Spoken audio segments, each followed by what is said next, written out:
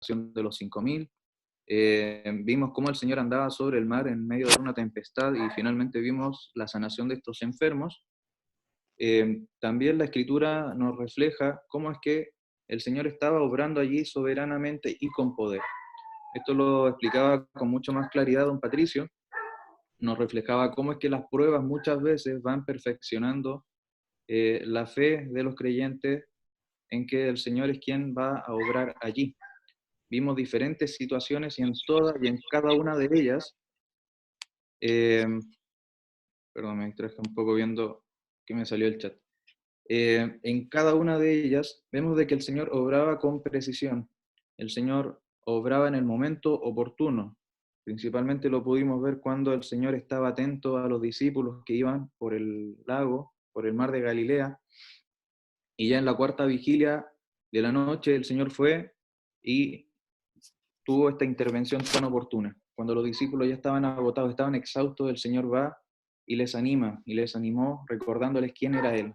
Él les dijo: tened ánimo, yo soy. El mismo yo soy que ellos conocían del Antiguo Testamento. El yo soy que era quien había enviado a Moisés a liberar al pueblo de Israel en Egipto, quien también guió al pueblo de Israel por 40 años en el desierto, quien los libró de tantas situaciones complejas de los pueblos que iban venciendo a medida que se acercaban a la tierra de Canaán. Es el mismo yo soy que les animaba en el momento oportuno, preciso y con completo control y siendo soberano también de la naturaleza. Vemos de que cuando el Señor llegó allí, efectivamente se calmó el viento. Es este mismo Señor, con poder, con autoridad, quien estaba sanando en aquel momento. Por lo tanto, a modo de resumen, podemos ver de que todo el capítulo 14 es una muestra clara de la autoridad que tenía el Señor. Tenemos que tener en perspectiva de que el Evangelio de Mateo nos va mostrando diferentes aspectos de la persona del Señor Jesucristo, pero hay una temática que es central, y es que Mateo nos muestra a la persona del Señor Jesucristo como Rey. Por lo tanto, no es menor entender esto. Ahora, luego de esto, se comienza a presentar una situación que es distinta a lo que ya se venía desglosando, que se ve en el capítulo 15. La semana pasada, con la ayuda del Señor, pudimos revisar los primeros 20 versículos y allí pudimos ver la oposición nuevamente de estas figuras que en un momento parecían estar un poco más omitidas, que eran los fariseos y los escribas. Nos dice la palabra del Señor de que se acercaron a Jesús ciertos escribas y fariseos de Jerusalén diciendo: ¿por qué tus discípulos quebrantan la tradición de los ancianos? Porque no se lavan las manos cuando comen pan. Dice que el Señor les respondió lo siguiente: ¿por qué también vosotros quebrantáis el mandamiento de Dios por vuestra tradición? Quería leer estos 3 primeros versículos porque hay una diferencia sumamente notable. Si ustedes prestan atención, en el versículo 2, la pregunta que hacen los fariseos y los escribas apuntan a tradiciones de los ancianos, es decir, eran costumbres, eran enseñanzas humanas que iban siendo traspasadas de generación en generación, teniendo este elemento de santidad que ellos trataban de practicar. Entendemos de que los fariseos buscaban mostrar una imagen de limpieza y con esto obtener un cierto estatus social de que eran superiores al resto. Entonces, vemos de que ellos utilizan esta herramienta para cuestionar el actuar de los discípulos del Señor. ¿Por qué tus discípulos quebrantan la tradición de estos ancianos? Y el Señor les responde con una verdad que es por sobre todo esto. Dice: ¿por qué vosotros quebrantáis el mandamiento de Dios por vuestra tradición? Los fariseos, los escribas, estaban apuntando a prácticas humanas, pero el Señor está apuntando al deseo de Dios para con la humanidad. Por lo tanto, luego de esto, el Señor empieza a demostrarles la hipocresía que ellos estaban practicando. El versículo 7 dice que el Señor los trata muy duramente en los conceptos que emplea, pero que refleja la naturaleza. Dice: hipócritas, bien profetizó de vosotros Isaías cuando dijo: este pueblo de labios me honra, mas su corazón está lejos de mí, pues en vano me honran, enseñando como doctrina mandamientos de hombres. verdaderamente eran mandamientos de hombres los que ellos estaban tratando de imponer como un dogma. Y allí el Señor les refleja esta realidad. Luego de esto, vemos de que el Señor les explica a sus discípulos de que lo que los fariseos al final de cuentas estaban haciendo era llevar a la condenación a otras personas que estaban igualmente enceguecidos como ellos. Dice la palabra en el versículo 14, dejadlos, son ciegos, guías de ciegos. Y si el ciego guía al ciego, ambos caerán en el hoyo. Verdaderamente, el destino de los sistemas ritualistas, los sistemas religiosos en sí, que buscan cumplir con el mandato que los mismos hombres han creado, finalmente es el hoyo. Acá sale ilustrado con esa imagen, es el hoyo, es la condenación. Si nosotros seguimos ciertas líneas de pensamiento humana, verdaderamente nos va a llevar a la condenación. Pero el Señor mostraba esta gran verdad de obedecer el mandamiento de Dios que está por sobre todas estas cosas. Y allí también el Señor le responde a la naturaleza de los fariseos. Los fariseos, como les había señalado, buscaban mantener una imagen pulcra, una imagen limpia por fuera, practicaban mucho el tema de la limpieza, tanto de sus manos como también a nivel corporal. Se guardaban de muchas cosas, tenían muchas reglas para aparentar ser superiores a los demás. Esto era una dura carga para quienes trataban de cumplirla. Muchas veces no podían cumplir con todos los ritos que ellos tenían. Pero de igual manera, quien podía cumplir más que otros se sentía superior. Y lo cierto es que esta manifestación externa no tenía ni una relación con la podredumbre que había en el corazón. Y allí el Señor logra reflejar esto, porque el Señor les dice de que no es lo que los discípulos estaban comiendo lo que contamina, apuntando a la naturaleza externa que estaban aludiendo los fariseos. Los fariseos apuntaban a una conducta externa que estaban haciendo los discípulos, pero el Señor apunta al corazón. El Señor apunta al corazón de los fariseos, de los escribas, indicándoles de que allí estaba la podredumbre, de la cual sale, nos dice la palabra, salen los malos pensamientos en el versículo 19, los homicidios, los adulterios, las fornicaciones, los hurtos, los falsos testimonios, la blasfemia. Estas cosas son las que contaminan al hombre, pero el comer con las manos sin lavar no contaminan al hombre. Entonces, acá podemos ver de que estaba esta temática de la contaminación que los fariseos y los escribas trataban de apuntar respecto al actuar de los discípulos del Señor. Pero el Señor les da un nuevo paradigma, un nuevo panorama, una nueva visión, que no es lo que ellos comían lo que contaminaba, sino que era lo que estaba en el corazón. Era interesante, estuve leyendo durante la semana un apunte de un hermano que decía que es imposible hacer acciones para cambiar algo que está dentro nuestro. Si nuestro corazón está corrompido, no hay acción humana que nosotros podamos realizar para cambiar el corazón. Verdaderamente es Dios quien tiene que obrar para cambiar esta naturaleza. Porque lo que estaban haciendo al final de cuentas los fariseos y los escribas, tratando de hacer muchas acciones, este hermano lo ilustraba con el siguiente ejemplo. Lo planteaba quizá un poco duro, decía, es como que una persona que, por ejemplo, tuviese cáncer o que tuviese alguna enfermedad interna, tratara de solucionar su problema poniéndose una ropa limpia. Era un era ese el símil que planteaba y le encontré bastante sentido. Si nosotros tenemos una enfermedad interna en nuestro cuerpo, cambiarnos de ropa por fuera no va a cambiar lo que está ocurriendo al interior nuestro. Solo Dios puede cambiar la naturaleza del corazón y es allí donde apunta el Señor.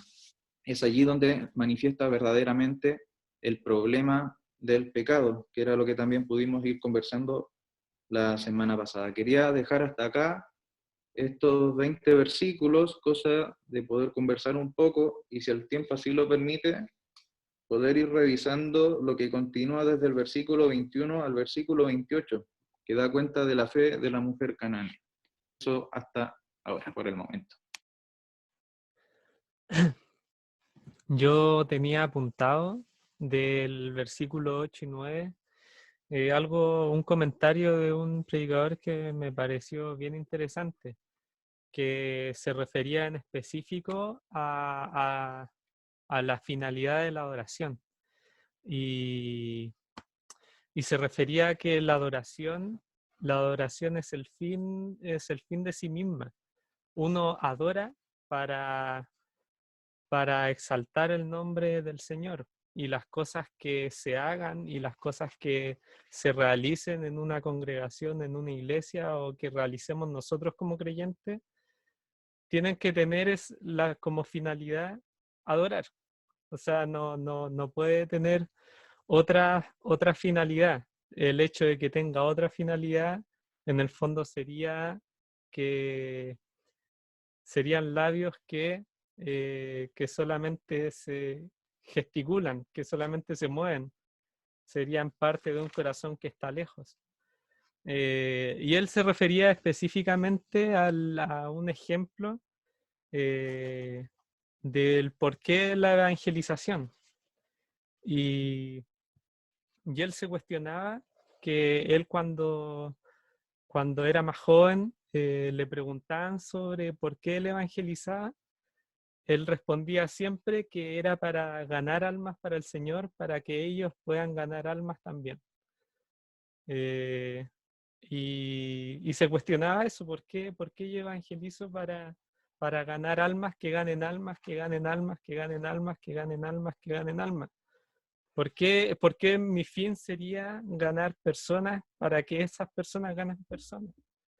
Cuando la finalidad debería ser la adoración. La finalidad de la evangelización es adorar al Señor. La finalidad de toda actividad de la iglesia es la adoración, porque, porque de otra forma eh, sería solamente cosas pasajeras, y de hecho es muy posible, y pasa mucho, que cualquier actividad de la iglesia que, que parezca buena eh, termine yéndose para cualquier parte. Es muy fácil que nos terminemos yendo para cualquier lado en el fondo de nuestros corazones con una actividad que pareciera ser buena. Em, y es interesante acá también que dice: en vano me honran enseñando como doctrina mandamientos de hombres. Eh, porque porque va como a la médula, va como a lo céntrico, a la doctrina general. Y en esa doctrina general que estaban enseñando ellos, había mandamientos de hombres involucrados. Entonces, la médula de su enseñanza estaba corrupta. Y entonces su adoración completa, al estar corrupta, era en vano. Y también dice que su corazón estaba lejos de mí, o sea, esa adoración no llega, no pasa la superficie del techo. Eh, Son interesantes esos dos versículos, a mí me llamaron harto la atención ahora que lo leí de nuevo, y leí los 20 versículos de la semana pasada, eh, y lo marqué de hecho para que lo comentáramos igual hoy día.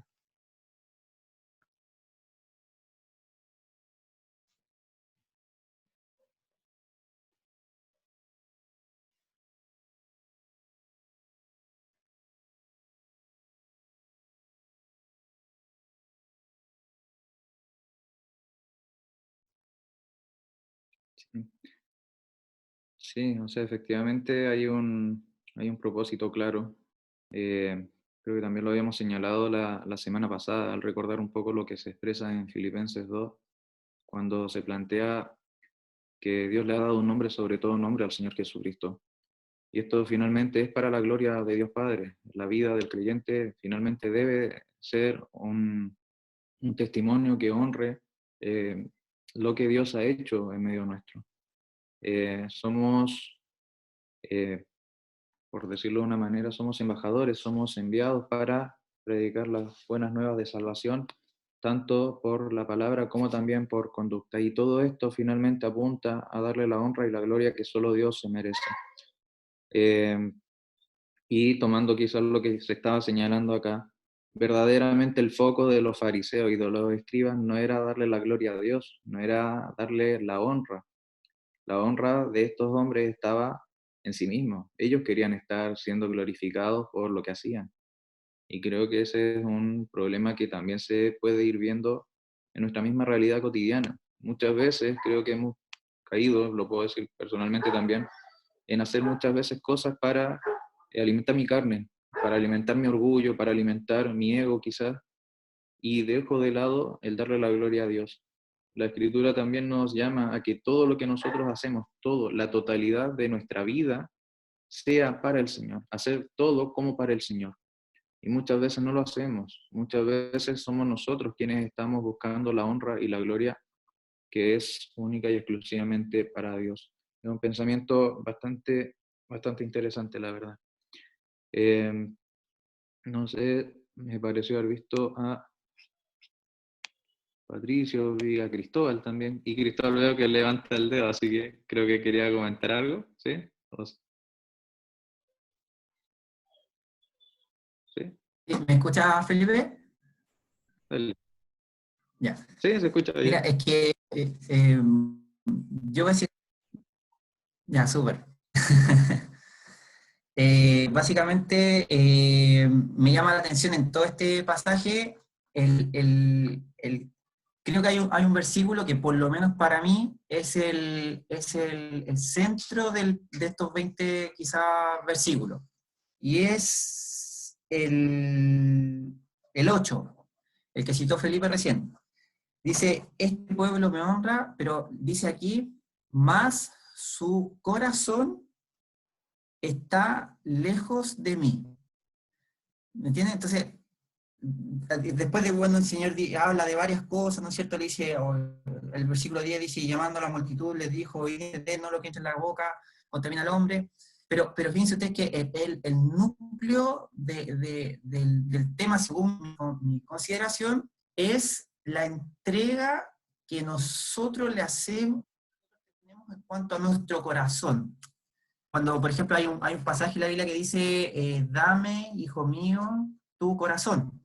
Cuando se habla, por ejemplo, de David, se habla que andaba en el temor del Señor, pero también se menciona que es un hombre que era conforme al corazón de Dios. Entonces, nosotros podemos ver que hay una importante, hay algo muy importante referente al corazón, ¿ya? Y ¿cuánto se llama? Referente a esto, yo pienso que nosotros podríamos decir, aquí se describe, dice, este pueblo de labios me honra, mas su corazón está lejos de mí. Nosotros quizás podríamos cuestionarnos, hacer un cuestionamiento referente a qué es para nosotros estar cerca del Señor. Porque quizás estar cerca del Señor para estas personas era justamente hacer una serie de rituales y procesos con nombre cristiano, pero que Dios no validaba. ¿Me entienden? Entonces la importancia que Dios pone como decía Felipe, a una adoración, pero de corazones, dice, de labios que confiesen tu nombre, pero que venga una adoración de una realidad, ¿ya? Eso es súper importante, de algo que emerge de nosotros. Nosotros todos sabemos que adorar a Dios no es ir a la reunión en sí misma, ¿no es cierto? No es que la reunión en sí, por ir a la reunión nosotros vamos a ser más santos, vamos a estar más cerca del Señor, sino que es el ir a la reunión, el hecho de orar, el hecho de congregarnos, ¿no es cierto? Está enmarcado dentro de un contexto en donde nosotros le hemos entregado nuestro corazón al Señor, ¿ya? Entonces, podríamos pensar nosotros que lo que nosotros tenemos en el corazón es lo que nosotros vamos a entregar. Y fíjense usted que aquí lo que revela este pasaje es súper O sea, nosotros no podemos entregar lo que no tenemos y también, finalmente, lo que va a salir para afuera es lo que nosotros tenemos adentro. O sea, nosotros podemos ser muy buenos para engañar a las personas, que sí, pero, o para poder figurar, ser una buena persona, pero elementalmente somos lo que hay en nuestro corazón. Si ustedes se fijan, el Señor básicamente dice todo eso. Dice, ¿cuánto se llama? Dice el versículo 19, porque del corazón salen los malos pensamientos, los homicidios, los adulterios, las fornicaciones, los hurtos, los falsos testimonios, las blasfemias, los enojos contra la señora, ser mal papá y un montón de cosas, ¿no es cierto? ¿Ya? Justamente salen del corazón. Entonces, fíjense ustedes que qué importante es poder guardar el corazón. Bueno, si el tiempo lo diera, pero hay unos pasajes, ¿no es cierto?, donde nosotros podemos ver, yo les pido a lo mejor que ustedes lo puedan ver, buscar después, para no alargarme tanto. Este pasaje está en Juan, pero después ustedes lo buscan, si quieren, en Juan capítulo 21, versículo, bueno, del versículo 1, bueno, el subtítulo de este dice, Jesús aparece a 7 de sus discípulos, ¿ya? Y relata que cuando, Felipe lo está buscando el título, ya. Ya, entonces Felipe, mira, busca ahí el versículo 9. Versículo 9. Ya, 21.9. Dice, claro, dice, ahí dice, al descender a tierra vieron brasas puestas y un pez encima de ellas. Jesús les dijo, traed los peces que acabáis de pescar. Bueno, el contexto de este pasaje es que el Señor Jesucristo había sido muerto, resucitó, y el Señor se le aparece a sus discípulos y se le aparece en la playa, ¿ya? Los discípulos no estaban predicando, ¿ya? No estaban, podríamos decirlo así, nosotros lo veíamos muy débil a los discípulos, ¿ya? Pero fíjense usted que en ese pasaje es como bien profundo, porque el Señor lo que quiere es establecer una relación con el corazón de estas personas, con el corazón de sus hijos. Y lo hace en medio de esta debilidad de ellos. ¿Ya? Ellos habían estado pescadores profesionales, habían estado todo el día tratando de pescar, era de noche, ¿ya? Y no habían podido pescar nada. Y el Señor, que lo que hace, le dice, hijito, le dice, ¿tenéis algo de comer? En ese pasaje de Juan. Y ellos le dicen, no tenemos nada. Y el Señor le dice, echad la red a la derecha y haréis. Y después, bueno, Pedro, el que cuando se da cuenta de esto, se van a la playa y encuentran al Señor con este pez asado, ¿no es cierto? Ese pez en las brasas. Entonces, ¿cómo se establece esto para ellos era un impacto? ¿Ya? Ojalá, bueno, este pasaje, que es muy importante en cuanto a lo que es el corazón, esta relación estrecha que el Señor quiere entablar con nosotros, se pueda gestar, justamente para que no se geste lo demás. Una relación artificial en donde emergen todas estas cosas que son nuestras nomás, que el Señor no quiere que se gesten. Ya, no hablo más, eso es todo. Eso.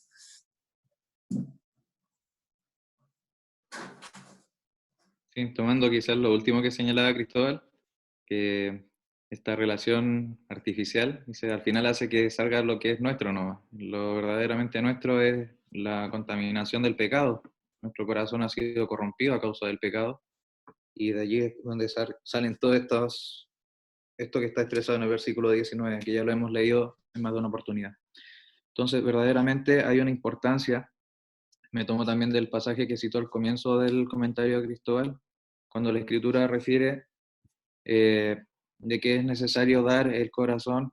Esto alude a la totalidad de la vida, a dárselo a Dios. Y es Dios quien al final de cuentas va obrando en nosotros para gestar esta obra e ir perfeccionándola. No sé qué les parece si continuamos para ver lo que está comprendido entre el versículo 21 de la mujer cananea, cosa de poder ir avanzando, dado de que la semana pasada ya revisamos esta porción también. ¿Sí? ¿No? Felipe, ¿podrías proyectar entonces la porción del versículo 21 para poder ir leyendo? Ya. Dice la palabra del Señor así. Saliendo Jesús de allí, se fue a la región de Tiro y de Sidón. Y he aquí una mujer cananea que había salido de aquella región clamaba diciéndole, Señor, hijo de David, ten misericordia de mí. Mi hija es gravemente atormentada por un demonio. Pero Jesús no le respondió palabra. Entonces, acercándose sus discípulos, le rogaron diciendo, despídela, pues da voces tras nosotros. Él respondiendo dijo, no soy enviado sino a las ovejas perdidas de la casa de Israel. Entonces ella vino y se postró ante él diciendo, Señor, socórreme. Respondiendo él dijo, no está bien tomar el pan de los hijos y echarlo a los perrillos. Y ella dijo, sí, Señor, pero aún los perrillos comen de las migajas que caen de la mesa de sus amos. Entonces respondiendo Jesús dijo, oh mujer, grande es tu fe, hágase contigo como quieres. Y su hija fue sanada desde aquella hora. Hasta acá la lectura de la palabra del Señor. Es una porción, está desde el versículo 21 hasta el versículo 28, bastante interesante, porque aunque pareciera ser de que se desconecta un poco de lo que se venía tratando, de hecho se nos presenta al comienzo del capítulo 15 esta situación en donde el Señor confronta la práctica religiosa y ritualista de estos hombres, como eran los fariseos y los escribas. Acá se nos presenta un diálogo mucho más íntimo con esta mujer cananea. Y meditando en ello, me, me llevó al siguiente pensamiento del Señor. Y es que lo que el Señor le estaba refiriendo a los fariseos, a los escribas, respecto a esta distinción, a este aire de superioridad que ellos estaban tratando de demostrar con el resto, el Señor desecha toda esta práctica ritualista y les muestra concretamente y con ejemplos cómo es que no hay distinción delante de los ojos de Dios. Si nosotros tomamos estas dos porciones, lo que está entre el versículo 1 hasta el 20, y en contraparte vemos lo que sale entre el 21 y el 28, quiero explicarlo de la siguiente manera. Podemos ver cómo es que no hay distinción de personas, tampoco hay distinción de pecado delante de Dios. Un pecado es una transgresión al mandato de Dios y por lo tanto la Escritura nos refiere de que todo pecado finalmente es merecedor de la muerte. ¿Por qué es tan importante esta idea y cómo se conecta con esta conversación que el Señor tuvo con esta mujer? Es porque en la cultura judía los judíos no podían tener diálogo o era mal visto tener diálogo con una mujer, más allá si es que era una extranjera. La escritura, por ejemplo, en el libro de los Hechos, en el capítulo 10, cuando nos relata de que Pedro va a la casa de Cornelio, que era un centurión, nos refiere allí de que era abominable para un judío el interactuar o el estar relacionado con un extranjero. Y acá vemos de que el Señor se relaciona con esta mujer que era cananea, que era extranjera. Y vemos de que esta relación finalmente redunda en que el Señor le responde ante la necesidad que ella estaba presentando. Esto es algo maravilloso porque también nos llega a nosotros. La provisión del Señor verdaderamente alcanza para todo aquel que le busca con un corazón sincero y contrito y humillado. Esta mujer exclamó, Señor, socórreme, y el Señor verdaderamente la socorrió. Algo que también es llamativo es el nombre con el cual esta mujer llama al Señor. Nos dice el versículo 22 de que ella le llamó Señor, hijo de David. El concepto hijo de David es sumamente importante, primeramente porque debemos recordar, Mateo nos presenta a la persona del Señor Jesucristo como rey.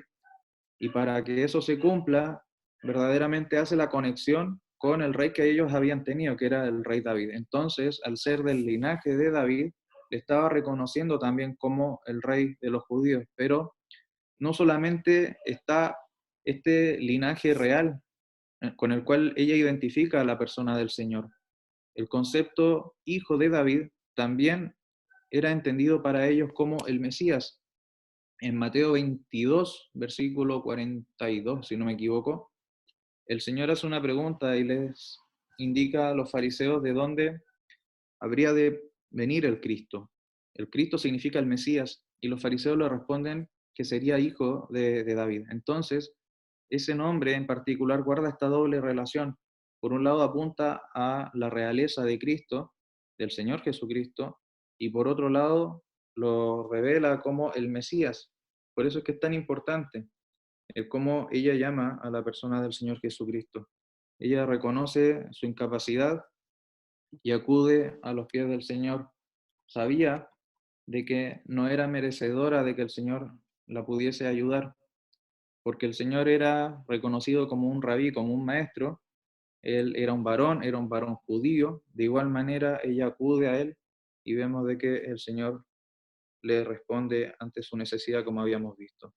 Por lo tanto, quiero que igual quede claro y podamos tener presente, no hay un pecado que sea más grave en el sentido espiritual o como Dios lo ve que otro.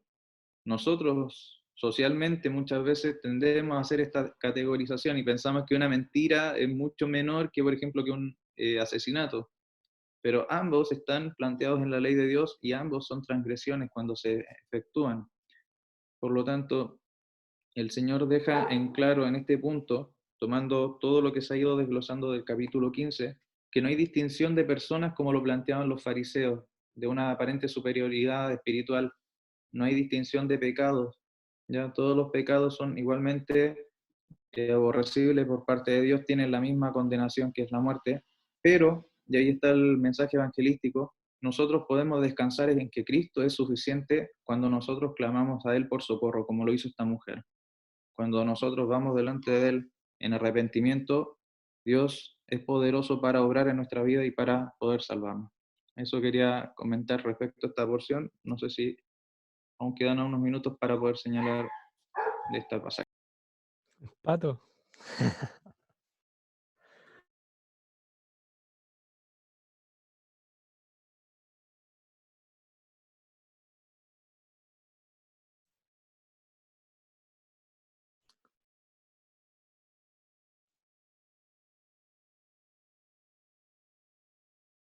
Em, yo había notado algunas cosas de estos versículos. Por ejemplo, que en el versículo 21 dice, saliendo Jesús de allí, se fue a la región de Tiro y de Sidón. Y, y esas regiones, hay unos versículos en Isaías, voy a poner, que dicen algo muy interesante sobre esa región. Y de hecho es un mensaje de juicio fuerte que aparece en Isaías. Dice, este es el mensaje que recibí acerca de Tiro. Giman ustedes, barcos mercantes de Tarsis, porque quedaron destruidos el puerto y las casas de Tiro. Los rumores que oyeron en Chipre son ciertos. Lamentense en silencio, gente de la costa, y ustedes, mercaderes de Sidón. Sus comerciantes cruzaban el mar navegando sobre aguas profundas, les traían granos desde Egipto y cosechas de todo el Nilo. Ustedes eran el mercado del mundo. Pero ahora tú pasas vergüenza, ciudad de Sidón, porque Tiro, la fortaleza del mar, dice, ahora estoy sin hijos, no tengo hijos ni hijas. Y más abajo dice, ¿quién hizo caer este desastre sobre Tiro, la gran fundadora de reino? Sus comerciantes eran todos príncipes, sus mercaderes nobles. El Señor de los ejércitos celestiales lo hizo para destruir tu orgullo. Y me llamaba la atención este movimiento del Señor Jesucristo saliendo de aquel lugar y yéndose hacia aquella región. Y en aquella región sobre la que según Isaías aparece este gran juicio en aquel momento y por lo que conocíamos como, por lo que conocemos a Tiro y a Sidón, el Señor Jesucristo tenga este encuentro con esta mujer cananea. Es súper notable el origen de la mujer, eh, la enfermedad de su hija que estaba siendo gravemente atormentada por un demonio y la clemencia que pide aquella mujer y cómo llama a esa mujer al Señor. Dice, Señor hijo de David, ten misericordia de mí. Ten misericordia de mí. Y sabiendo esto del profeta Isaías, la respuesta del Señor Jesús claro, po, era evidente que la nación de, o sea, aquella región de Tiro y de Sidón no eran, al parecer, la región eh, a la que estaba dirigida el mensaje en un principio. Y de hecho acá dice, no está bien tomar el pan de los hijos y echarlo a los perrillos. Y ella dijo, sí señor, pero aún los perrillos comen de las migajas que caen de la mesa de sus amos. En Isaías vemos una nación enorgullecida que tendría que lamentarse. Acá vemos a una mujer de aquella nación completamente humilde, humillándose delante del Señor, pidiendo clemencia, y el Señor le responde, oh mujer grande, grande es tu fe. Y con esto quería como eh, terminar.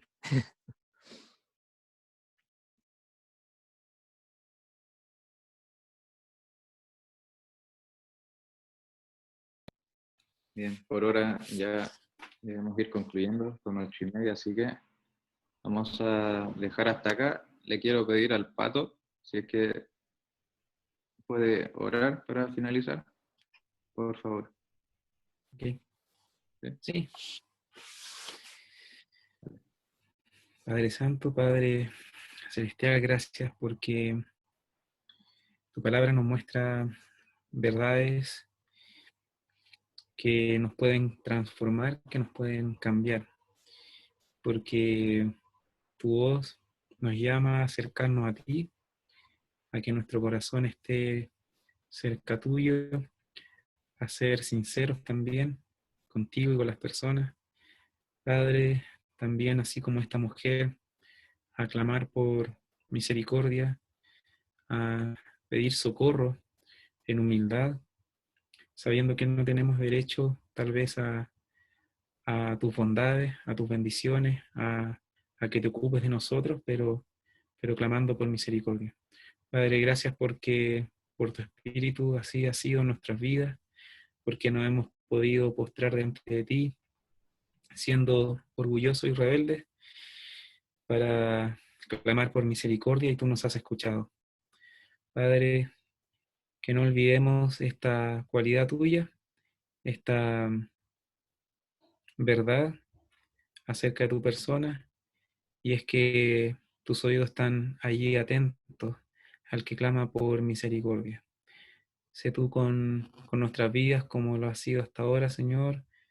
Protege, cuida a cada hermano y que durante este tiempo también podamos escuchar tu voz y podamos movernos en la dirección que tú nos quieres llevar. Te lo pedimos esto y te lo agradecemos también en el nombre bendito del Señor Jesús. Amén. Muy Ya, bien, gracias Pato. súper. Y gracias a todos por haberse conectado, por haber continuado con el estudio. Y si el Señor lo permite, bueno, vamos a seguir con el estudio de Mateo del capítulo 15 el próximo martes a las 7:30. Así que eso. Cuídense mucho, Sí. hermanos. Un abrazo a todos. Chao, chao. Chau, chau. Chao. Chao, que estén bien.